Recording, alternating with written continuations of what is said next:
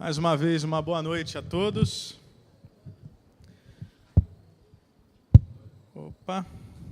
Hoje nós iremos começar mais uma série de mensagens, uma série de exposições, versículo a versículo. Tinha gente aí que estava com saudade, falou: Diego, você não vai mais ensinar nenhum livro assim esse semestre, então vamos lá.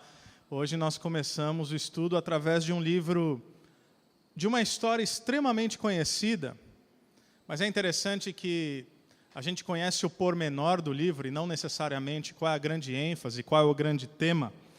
E a minha busca, a minha oração é que, através dessas semanas, nós possamos compreender o que Deus deseja de fato nos comunicar através desse livro. Então eu quero convidar você a abrir sua Bíblia no livro de Jonas.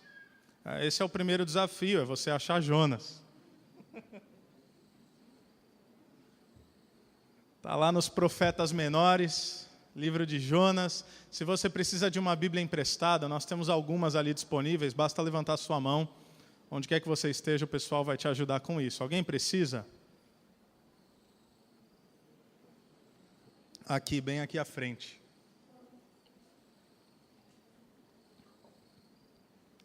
Livro de Jonas, capítulo de número 1.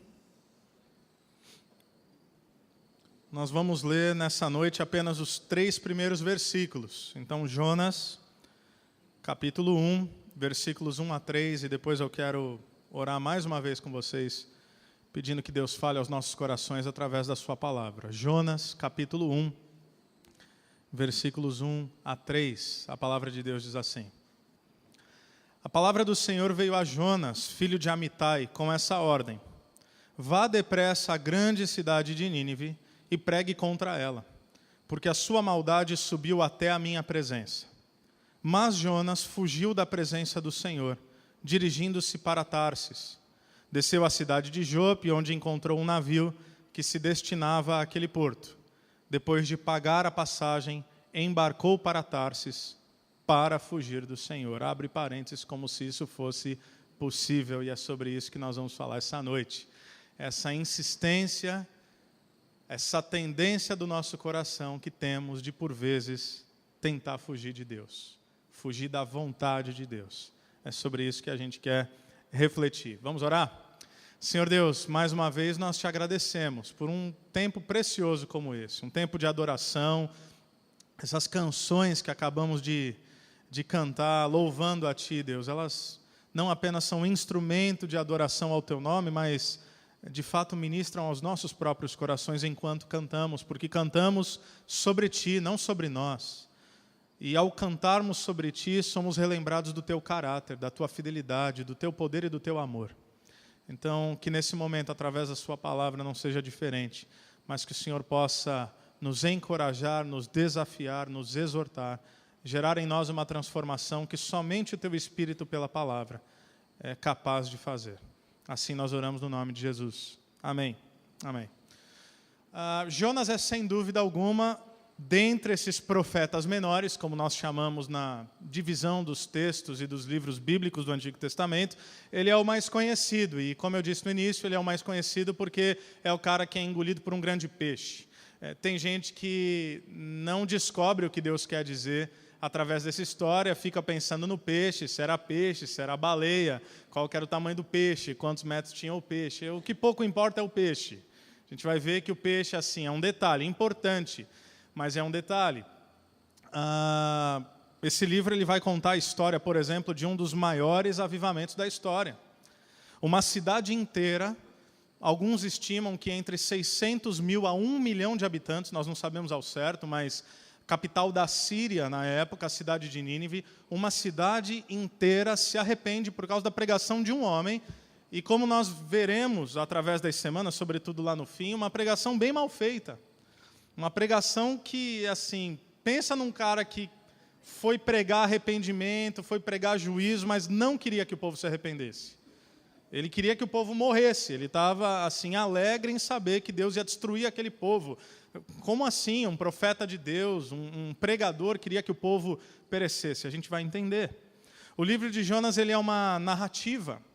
Isso significa que conta uma história que de fato aconteceu. Se assim não fosse, Jesus Cristo, no Novo Testamento, não teria feito referência a esse livro como realidade histórica, e inclusive como prefiguração da própria história de Cristo. A gente também vai ver isso lá na frente. Jonas como uma figura da morte e da ressurreição de Jesus Cristo, de tal maneira que no Evangelho de Mateus, Jesus diz: nenhum sinal lhe será dado a não ser o sinal de Jonas, que passou 3 dias na barriga do grande peixe. Ele estava falando, assim como ele, o Filho do Homem, o Filho de Davi, o Messias, haveria de permanecer morto e no 3º dia voltar aos vivos, ressuscitar.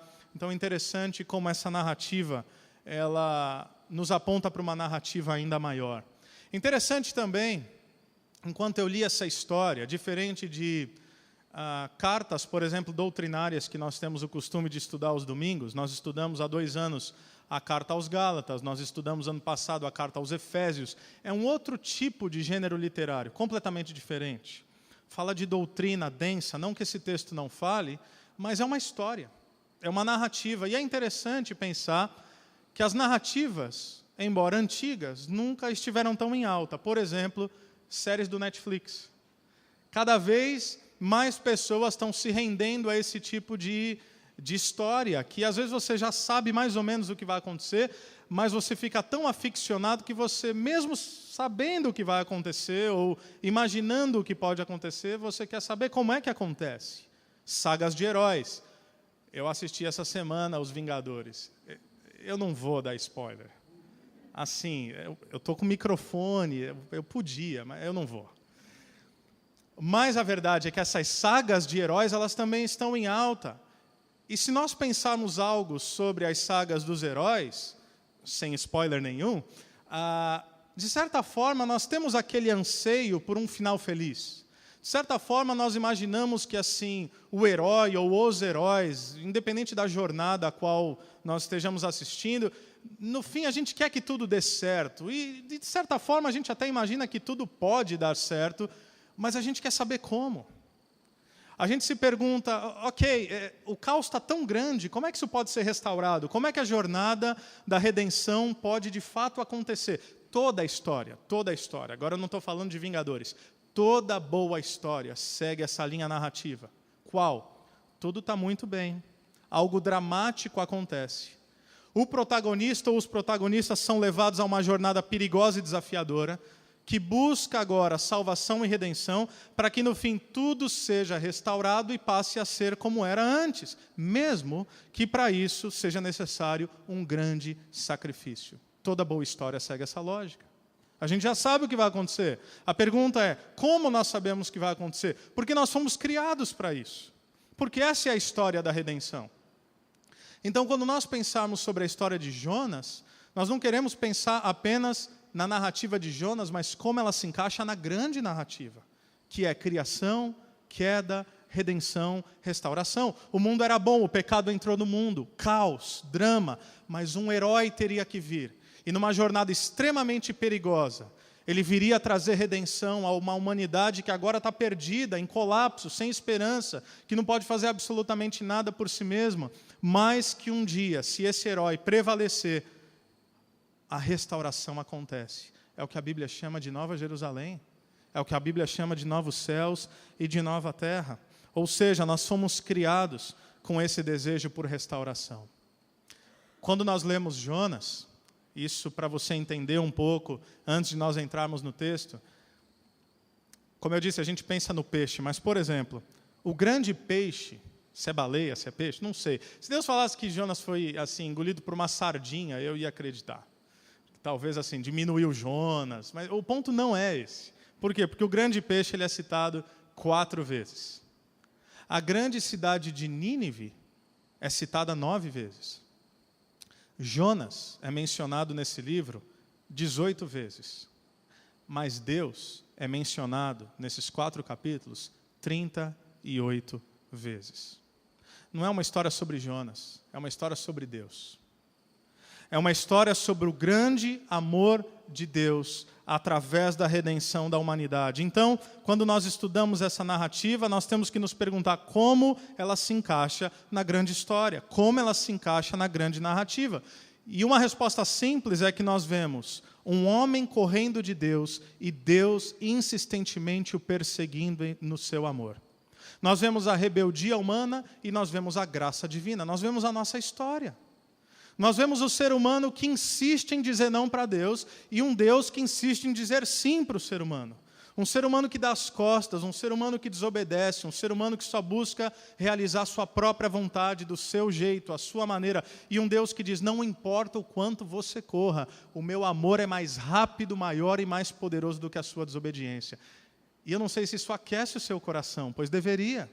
Porque não importa o que você fez, não importa a sua trajetória, o quão caótica ela pode ter sido, se você está aqui é porque Deus insistentemente tem perseguido você, não por juízo e condenação, mas por amor. Ele te ama, Ele nos ama, e é por isso que nós estamos aqui. Pecado é o homem fugindo de Deus, graça é Deus perseguindo o homem através do seu amor. Então Jonas nos fala de um profeta fujão, de uma cidade cruel e de um Deus que deseja mostrar que ninguém está além dos limites da redenção. Ninguém cruzou a linha ao ponto de dizer que não tem mais perdão. O arrependimento de um povo aqui, como nós vamos ver, que não fazia parte do povo da aliança, não fazia parte de Israel, não fazia parte do povo de Deus, a mensagem clara, desde o Antigo Testamento, de que a redenção seria para todos os povos, para todas as línguas, para todas as nações. E eu não sei se você percebe a profundidade disso, porque, creio eu, não tem nenhum judeu aqui. Creio eu, não tem nenhum israelita aqui. Creio eu, ninguém que está aqui nessa audiência nasceu em Israel. O porquê que isso é importante? Porque se a salvação fosse apenas para aqueles nascidos em Israel, o Evangelho jamais teria chegado até mim e até você. Então, essa história de Jonas é uma prefiguração da redenção da humanidade, que um dia também nos alcançaria. É a história de um Deus que cumpre seus propósitos, mesmo apesar de Jonas. É a história de um Deus que cumpre seus propósitos em Jonas. E a história de um Deus que cumpre seus propósitos através de Jonas. E por fim, alguns estudiosos já disseram que Jonas é a versão do Antigo Testamento da parábola do filho pródigo. Talvez você conheça essa parábola. Um homem que tinha 2 filhos. Geralmente a gente coloca a nossa atenção naquele mais novo, que vai embora, gasta dinheiro, rebelde, volta, se arrepende, mas tem um outro filho. Tem um filho mais velho, que aparentemente sempre tem obedecido o pai, mas no fim da história revela o seu coração, que é um coração de um religioso, que não ama o pai pelo que é, mas que deseja, através da sua obediência, manipular a vontade do pai. E é interessante porque Jonas nos mostra as 2 versões. Jonas nos mostra os 2 filhos, como nós vamos observar ao longo das semanas. Nos primeiros 2 capítulos, Jonas é um filho mais novo. Ele sai correndo. Ele é rebelde, ele tenta fugir de Deus, ele desobedece, ele foge da presença do Pai. Nos capítulos 3 e 4, ele vai para Nínive. Ele obedece, só que ele é o filho mais velho. Porque mesmo obedecendo, ele se ira com um pai que tem a disposição em seu coração de perdoar pecadores. Interessante que o filho mais novo ele deixa muito evidente que ele rejeita o amor do pai através da rebeldia e da desobediência. Mas o filho mais velho, surpreendentemente, também rejeita o amor do pai, escute isso, através da obediência. Sabe o que isso nos mostra? Tanto a parábola do filho pródigo como sua correlação com Jonas, nos mostra que é possível sermos obedientes a Deus e ainda assim não compreender nada sobre o amor dele. Não termos uma relação de filhos, mas uma relação de escravos. Gente que obedece por medo, gente que obedece não porque ama, gente que obedece porque já ficou com medo das consequências, ou gente que obedece porque já não lhe resta mais opção, mas não conhece o que de fato significa viver uma relação de amor com o Pai. Então um é rebelde, o outro é hipócrita. Ambos rejeitam o amor do Pai, assim como nessas 2 versões de Jonas, mas a boa notícia é que o Pai continua amando.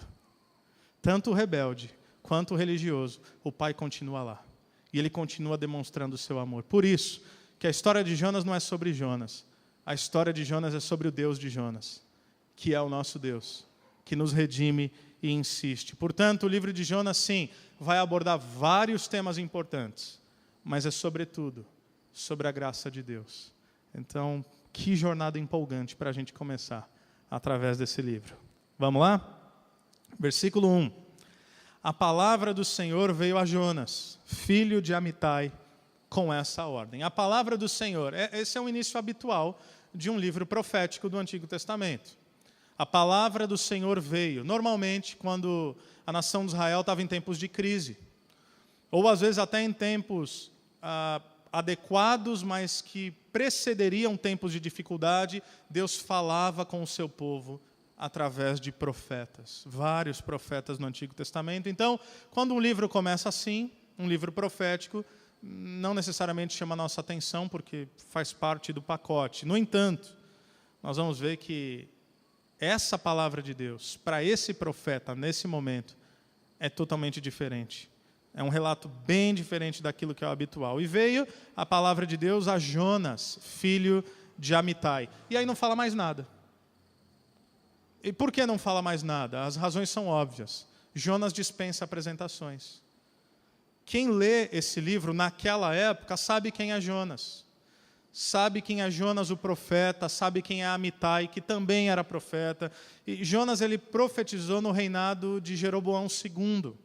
786 a 746 a.C. Naquela época ele alcançou, digamos assim, algum tipo de sucesso ministerial, porque ele disse que o reino do norte, que havia sido dividido com o reino do sul, teria algumas vitórias militares, alguma prosperidade financeira, algum resgate territorial. Então, o pessoal sabia quem era Jonas. Quando o texto fala Jonas, filho de Amitai, dispensa. Aliás, esse Jonas é citado também em 2 Reis 14, 23 a 25. Eu vou ler o 25 para vocês.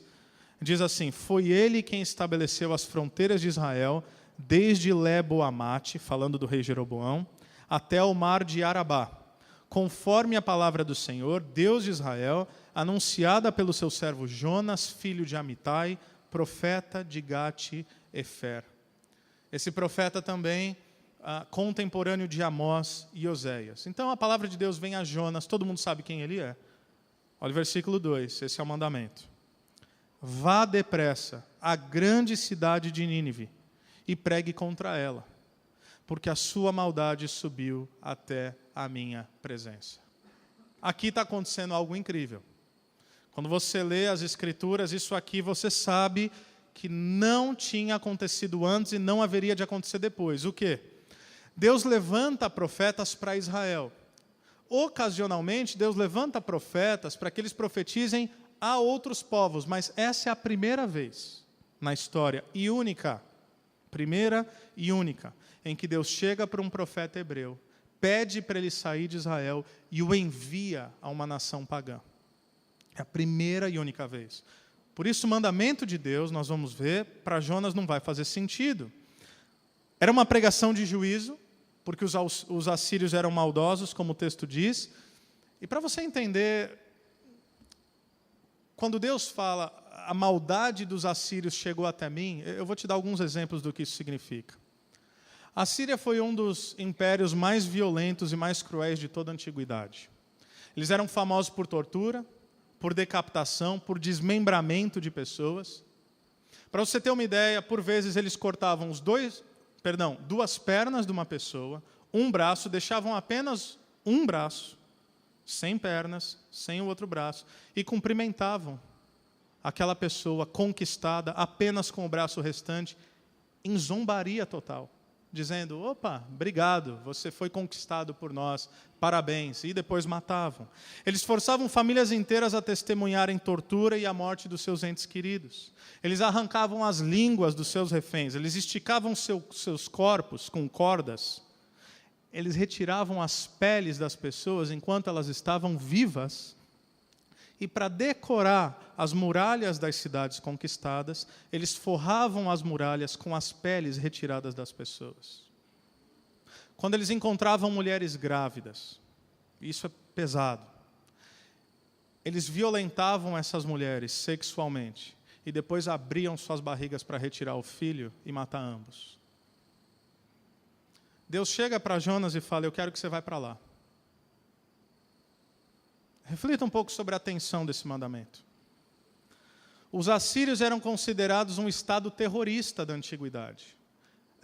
Eu vou dar um exemplo que ainda não captura a atenção que Jonas está passando, e você já vai entender, mas talvez pode nos ajudar. É Deus chegar para algum de nós e falar, embora eles foram enfraquecidos, mas imagine, no ápice do ISIS, no ápice do Estado Islâmico, que filma pessoas, não quaisquer pessoas, mas cristãos, sendo decapitados e transmitem isso ao vivo na internet, jogam no YouTube. É como se Deus falasse para nós o seguinte: eu quero que vocês saiam de Campo Mourão e vocês vão lá dar uma notícia para o Estado Islâmico. E a notícia é o seguinte: o meu Deus vai acabar com a raça de vocês. Temos voluntários? A gente pode fazer a fila. Que tipo de mandamento é esse? Mas se isso já te choca, como é que Deus chamaria um profeta seu para trazer uma mensagem de juízo a um povo que muito provavelmente ia acabar com a raça dele? Isso não é o pior. Olha o que o versículo 3 diz. Mas Jonas, é interessante, sempre que Deus dá uma ordem e vem um mas depois, é um problema. É um problema.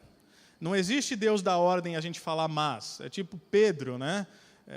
Deus fala, Pedro, mata esses animais e coma, os animais impuros naquele contexto, porque na verdade Deus estava prefigurando o encontro de Pedro com os gentios. Os judeus achavam que os gentios eram impuros, então Deus está usando uma imagem ali, pega esse animal, pega esse porquinho, come um bacon, Pedro, não tem problema. Mas, Senhor, esses lábios nunca tocaram animais impuros.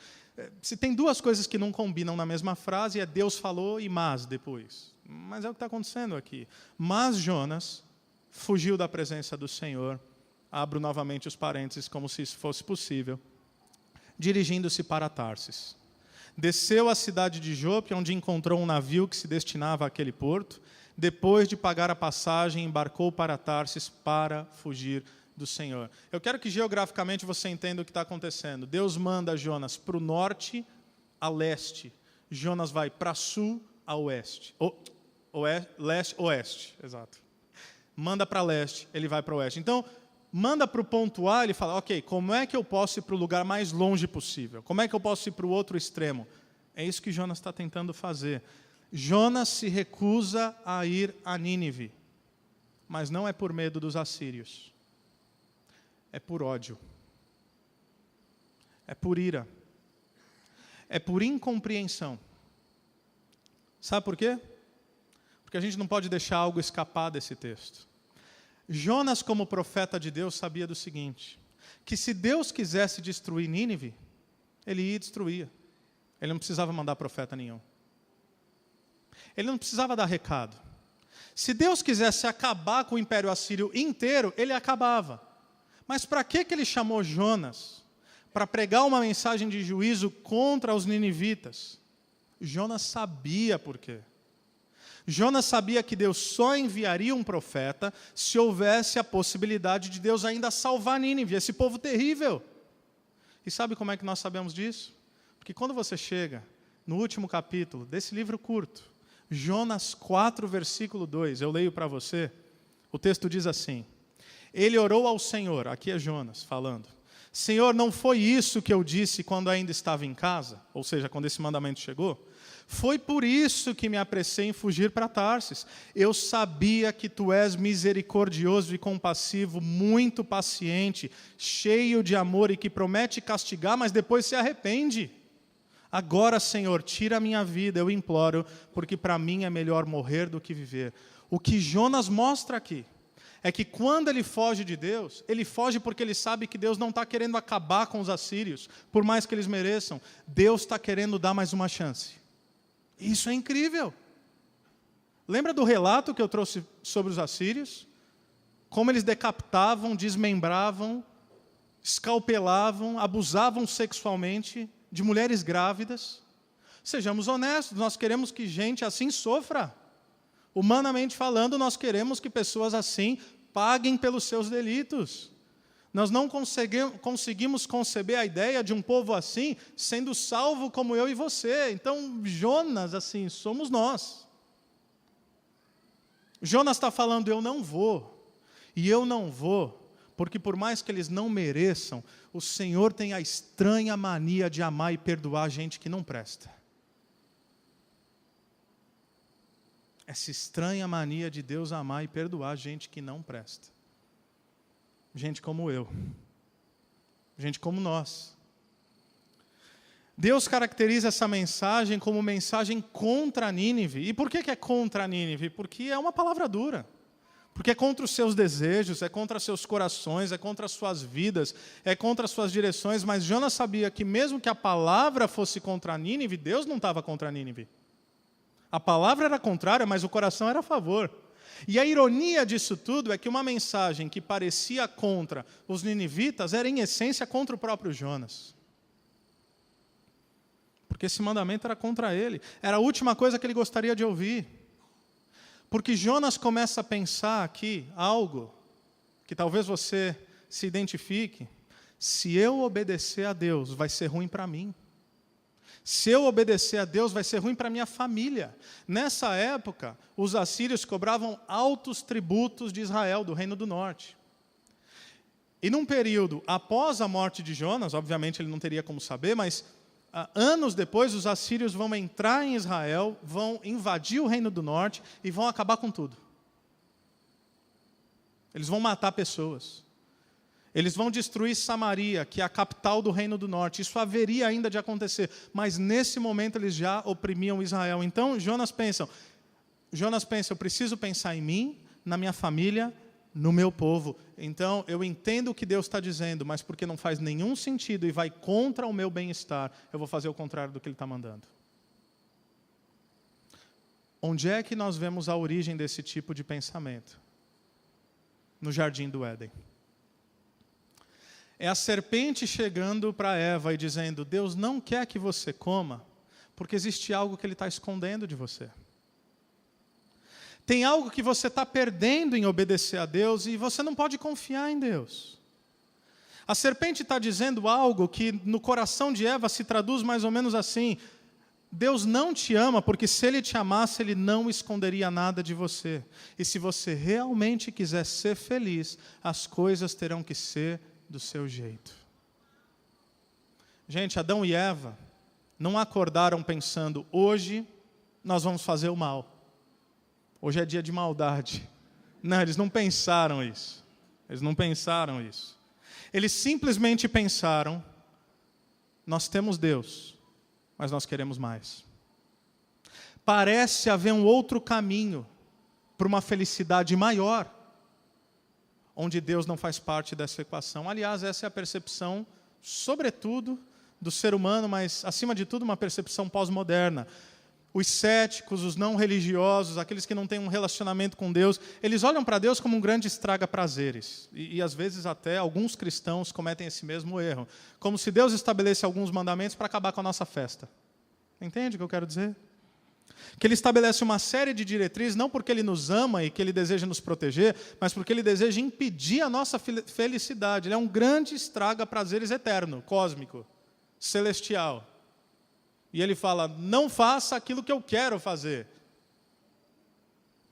Então Deus dá um mandamento aqui para Jonas, assim como Ele dá um mandamento para Adão e Eva, e Ele não explica a razão. Eu não quero que vocês comam. Eu só quero que você vá. Ele não diz o porquê. Não faz nenhum sentido para Jonas. Porque como é que Deus poderia ser justo e misericordioso ao mesmo tempo? Porque parece que ou Ele é um ou Ele é outro. Ou Ele pratica justiça ou Ele pratica misericórdia. Ou Ele pune pecadores ou Ele perdoa os pecadores. Não dá para fazer os dois.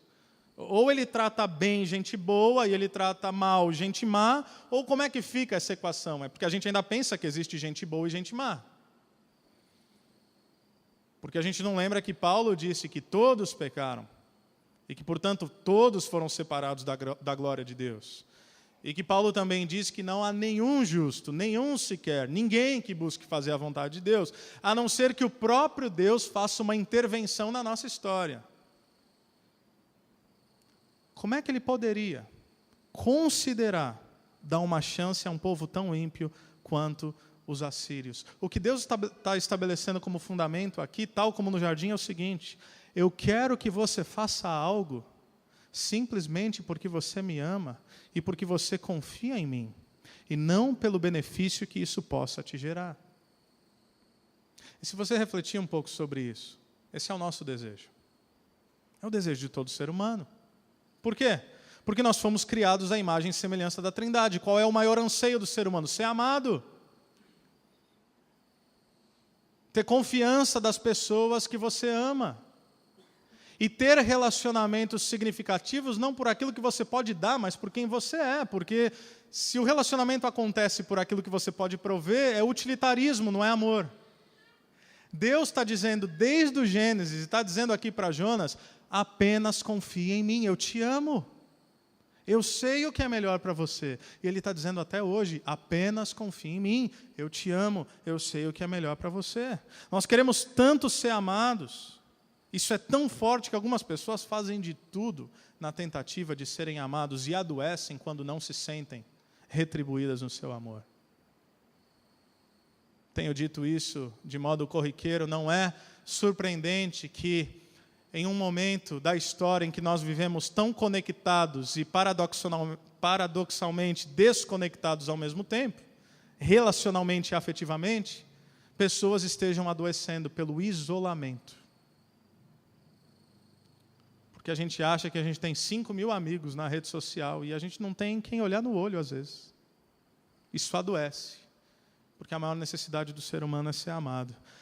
Com Abraão também aconteceu algo semelhante. Deus dá um mandamento sem sentido. Abraão, pega o teu filho Isaque e me entregue a sacrifício. Não faz sentido. Deus nunca havia pedido sacrifício humano. Era abominação. Ele havia prometido que Abraão seria pai de muitas nações, que Isaque seria o filho da promessa. Nada faz sentido nesse mandamento, também em Gênesis. Mas o que Abraão faz? Ele se levanta na manhã seguinte e ele começa a caminhar rumo ao monte do sacrifício. Por quê? Porque ele confia em Deus. Porque saber quem diz e não apenas aquilo que é dito, basta. Não apenas é importante para nós o que nos é dito, mas é importante para nós através de quem é dito. Por exemplo, se eu chego na minha casa depois desse culto e eu encontro um de vocês lá me esperando com uma mala pronta, falando, Diego, vamos embora, a gente vai viajar. Qual é a pergunta óbvia que eu vou fazer? Como assim? Como? Para onde? Você fala, não precisa saber para onde, não precisa saber como, só vamos. Fala, amigo, você vai me desculpar. A gente não tem essa intimidade aí que você está pensando, não. Agora, se eu chego na minha casa, minha esposa está com as malas prontas, ela fala, Diego, nós vamos sair para viajar. Eu falo, como assim? E o nosso calendário, e as nossas responsabilidades, para onde é que a gente vai? Ela vira para mim e diz, não se preocupe, eu já cuidei de tudo, você não precisa saber para onde é, surpresa, apenas confie em mim. Eu vou. Porque eu a amo, e eu sei que ela me ama, eu confio nela, ela confia em mim. Eu sei que ela não vai me levar para um lugar que me faria mal. Eu sei que ela não vai planejar coisas que fossem me ofender. Porque é ela, eu vou. Então não é apenas o que é dito, é quem diz. É isso que Abraão mostra, é isso que Jonas não entende. Não é o que se diz, é quem está dizendo. Não é qual é o mandamento, por mais irracional que ele pareça, e de fato é, mas é quem é que dá esse mandamento. Isso nos confronta porque desde aquele pecado original, o ser humano é tentado a pensar, eu não sei se Deus realmente me ama, e portanto eu não sei se eu posso confiar nele. Se você tem uma caminhada com Jesus Cristo, de alguns anos, quem sabe, você pode ouvir algo assim e se sentir até um tanto ofendido e pensar, Diego, como assim? É claro que eu sei que Deus me ama, é claro que eu sei que eu posso confiar em Deus. Você tem certeza? Porque por vezes as nossas atitudes propõem exatamente o contrário daquilo que nós verbalizamos. Basta um caos na nossa vida para a gente duvidar de quem Deus é e daquilo que Deus faz.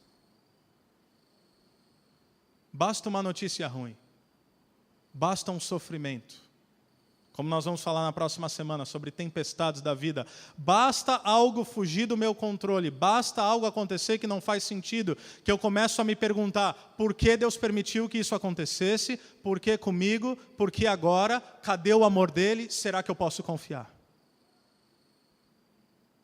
Então veja que essa indagação de Jonas ela tem raízes no coração da alma humana. Quantas vezes você já pensou assim? Porque Deus permitiu? Porque eu tenho que passar por isso? Será que Deus sequer está vendo o meu sofrimento? Mas se eu passo a desconfiar de Deus, eu só vou obedecê-lo quando o mandamento dele me beneficiar. Eu sei o que a palavra diz, mas se eu obedecer não vai ser bom para mim, então eu desobedeço. Eu poderia dar inúmeros exemplos. Mas nós nos deparamos com as Escrituras, a gente sabe o que fazer, a gente sabe como fazer, e a gente fala, mas não, é muito difícil, é muito complexo, é muito desafiador, é muito perigoso, não me faz bem, ao menos eu penso. E como eu disse, eu passo então a ter uma relação utilitarista com Deus. Eu faço para ganhar, ou quando deixo de fazer, é porque há o risco de perder. Porque se Deus não me ama e eu não confio no amor dele, por mais que eu não tenha coragem de dizer isso, e eu não sei o que ele vai fazer, é melhor eu mantê-lo satisfeito. Esse é o fundamento da mente de um religioso. Manter Deus satisfeito. Esse é o Deus que Jonas criou no seu imaginário. Um Deus que trabalha pela lógica de méritos e deméritos, de recompensas e de punições. Então, se Deus, de fato, tivesse sentido no seu mandamento, ele puniria os assírios, mas porque ele não quer punir os assírios, então eu estou fora. Eu estou fora. Um Deus que abençoa a gente boazinha, amaldiçoa a gente ruim, aí vem Deus diante de Jonas querendo salvar a gente muito ruim. Gente muito ruim. E Jonas sabe. Não amar a Deus acima de todas as coisas, mas duvidar de quem Ele é, todos os outros pecados fluem desse primeiro. Alguém já disse que o pecado sempre começa com um assassinato do caráter de Deus. Quando eu peco, quando eu duvido de quem Deus é, do seu amor e de que eu posso de fato confiar nele. Jonas despreza os pagãos, isso é interessante. Jonas despreza os pagãos por quê? Porque eles adoram vários outros deuses. Jonas pensa que ele é diferente. Basta uma ordem de Deus para ficar evidente que Jonas, um profeta, possui ídolos do seu próprio coração, tal como eu e você. Jonas profetiza, Jonas obedece, Jonas apoia, desde que as coisas aconteçam como ele deseja. Se alguma coisa foge do controle, Jonas se desespera e se revolta com um Deus que minutos antes ele dizia amar. Quando Deus faz algo que parece ser contra ele, ele só quer fugir da presença de Deus o mais longe que ele puder. Aliás, circunstâncias adversas são bons indicadores de onde nós estabelecemos a nossa fé. Se a nossa fé está em Deus ou naquilo que nós esperamos que Ele nos dê. Eu vou obedecer se já não é obediência, é conveniência.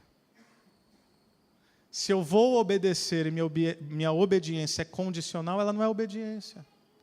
Ela é uma lógica, tem racionalidade, e se as coisas fazem sentido para mim, então eu obedeço. Então eu não estou obedecendo, eu estou seguindo o fluxo dos meus próprios afetos. Do que você mais tem medo? O que se você perdesse, te geraria pavor e desespero? Quando as coisas vão mal, onde é que você encontra segurança, abrigo e fundamento? O que se acontecesse de fato, você poderia dizer, se isso acontecesse, eu seria uma pessoa feliz, realizada e satisfeita? Eu vou dar um exemplo. Se o seu ídolo é o dinheiro, poderia ser vários outros. Se o seu ídolo é o dinheiro, quer dizer que se você perder, acabou sua vida. Quer dizer que quando as coisas estão mal, você confia no dinheiro para resolver. Quer dizer que se você tivesse mais dinheiro, você seria muito feliz e muito satisfeito. Eis o seu ídolo. Eis o seu ídolo. Você atribuiu a algo, alguém ou alguma relação, alguma coisa criada, aquilo que somente o Criador poderia te dar. Alegria, felicidade, segurança, estabilidade emocional, psicológica, espiritual. Portanto, é verdade que Deus havia dado a Jonas uma missão incrivelmente difícil. Ninguém queria estar na pele dele. Vamos dar algum crédito para o Jonas. Ninguém queria estar na pele dele. Era contra tudo que fizesse sentido. Poderia representar sofrimento e morte. Por isso Jonas decidiu fugir. para se preservar, para pensar no seu povo, na sua família, para pensar não nos que seriam condenados, problema deles. A gente vai ver que a jornada de Jonas só tem um objetivo. Como o juízo viria em 40 dias, ele pensa, eu preciso enrolar Deus por 40 dias. Porque se eu enrolar Deus por 40 dias, não vai ter ninguém para profetizar, esse povo vai morrer, eu estou resolvido. Tanto que lá no final ele diz, Deus, agora me mata logo. Por quê? Porque o povo se arrepende. Ele prefere ele morrer do que ver aquele povo pagão e ímpio sendo salvo. Era contra tudo que fizesse sentido. Representava sofrimento e morte. Ele decide fugir, ele decide se preservar. Mas a missão que Deus deu a Jesus era muito mais difícil. Significava não possível sofrimento e talvez morte, significava certeza de sofrimento, absurdo e morte certa. E para ser cumprida essa missão, Jesus não podia pensar em si. Jesus não podia pensar no seu bem-estar. Jesus precisava pensar num povo que estava alienado de Deus, que estava debaixo de juízo e condenação, um povo que não merecia. Mas para essa missão ser cumprida, Jesus Cristo teria que enfrentar absolutamente todas as coisas, inclusive a dor e a morte. Porque, em última instância, Jesus se tornaria tudo o que Jonas se recusou a ser nessa história. Para que, assim como os ninivitas, Deus pudesse alcançar gente que não merece. Gente como eu e você. Quando a gente enxerga isso, nós não precisamos mais duvidar do amor de Deus. Mesmo nas dificuldades. Mesmo nas coisas que parecem não fazer sentido. Mesmo daquilo que, diante dos seus olhos, naquele momento, é apenas instrumento de dor, de corrosão da alma, de insatisfação. Nós não precisamos mais desconfiar que a vontade dele é sempre a melhor para nós. Nós não precisamos entender todas as coisas, porque nós sabemos que agora ele continua nos amando. E a prova disso é que ele enviou o seu próprio filho para morrer no nosso lugar. A condenação estava sobre nós. Deus olha para o Deus Filho, Deus Pai olha para o Filho, a união imensa e harmônica e perfeita da Trindade. O Filho vem à Terra em missão, uma terra distante, de gente pagã, de gente que não conhece a Deus, com a missão de dizer, Deus trará juízo e condenação, mas ainda há uma chance. Você não fica feliz em saber que Deus é um Deus de segundas, terceiras, quartas, quintas chances? Não é essa a nossa história. Não é por isso que a gente está aqui. Porque Deus não desistiu da gente. E eu não sei nem como é que você chegou hoje. Talvez assim, você chegou, você já está na caminhada, amando Jesus, mas talvez você chegou assim, nem sabe por que você está aqui. Talvez você chegou meio sem esperança. Talvez você chegou assim, vamos lá nesse culto, não vai mudar nada. Deus continua te dando chances. Deus continua te amando. Deus continua te perseguindo com o seu amor, porque não importa o que aconteceu na sua história, e não importa a rebeldia do seu coração, o amor e a graça de Deus são muito maiores do que qualquer rebeldia da nossa parte.